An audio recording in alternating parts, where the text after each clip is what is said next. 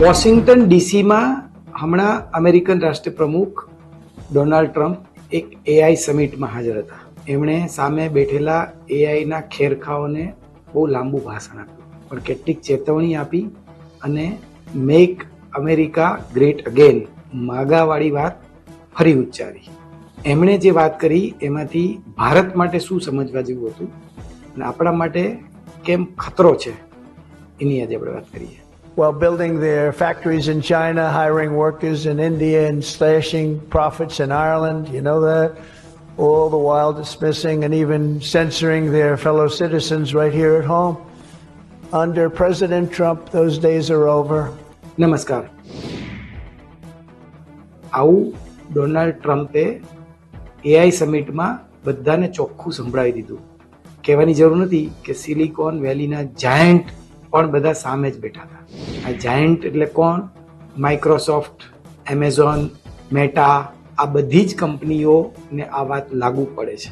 Donald ટ્રમ્પે એવું કહ્યું કે ટેક કંપનીઓ અમેરિકા પ્રત્યે પ્રતિબદ્ધ રહે, અમેરિકા ફર્સ્ટ, પછી બીજું બધું. આ એઆઈ સમિટ પૂરી થઈ પછી ટ્રમ્પે ત્યાં એક અલગ અલગ 3 બ્લુપ્રિન્ટ પર સહી કરી.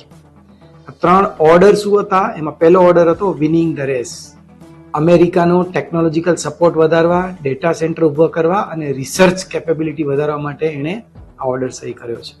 બીજો ઓર્ડર છે વોક એઆઈ મોડેલ. એઆઈ માટે સરકાર જે ફંડ આપે તેમાંથી લોકોના હિત માટે એઆઈ નો ઉપયોગ થવો જોઈએ. ટ્રમ્પ એવું માને છે કે અગાઉની બાઇડન સરકાર છે એ પોતાના રાજકીય ઉપયોગ માટે એઆઈ માટે અને એઆઈ કંપનીઓને ફંડ આપતી હતી. ત્રીજો ઓર્ડર છે એઆઈમાં પણ અમેરિકા ફર્સ્ટ.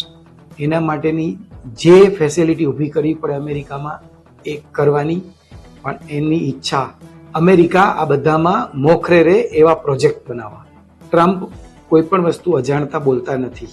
ભારતીય ટેલેન્ટથી સિલિકોન વેલી ધમધમે છે એને ખબર છે. ભારતીય ટેલેન્ટનું આઉટસોર્સિંગ કરી આખો વિડિયો જોવા માટે ડાઉનલોડ કરો દિવ્ય ભાસ્કર એપ.